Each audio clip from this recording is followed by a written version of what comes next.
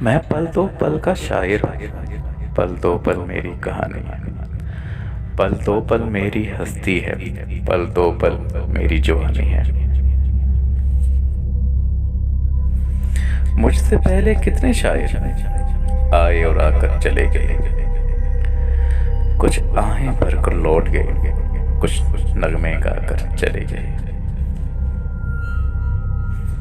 وہ بھی ایک پل کا قصہ تھے، میں بھی ایک پل کا قصہ ہوں۔ کل تم سے جدا ہو جاؤں گا، گو آج تمہارا حصہ ہوں۔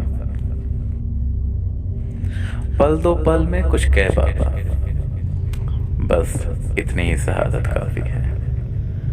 پل دو پل تم نے مجھ کو سنا، بس اتنی عنایت کافی ہے۔ کل اور آئیں گی نغموں کی کھلتی کلیاں چننے والے، مجھ سے بہتر کہنے والے، تم سے بہتر سننے والے۔ ہر نسل ایک فصل ہے دھرتی کی، آج اگتی ہے کل کٹتی ہے۔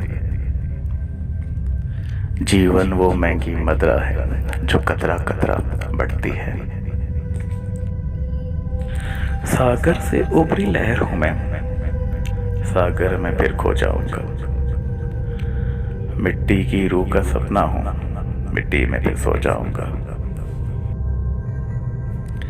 کل کوئی مجھ کو یاد کرے، کیوں کوئی مجھ کو یاد کرے، مصروف زمانہ میرے لیے کیوں وقت اپنا برباد کرے، کیوں وقت برباد کرے۔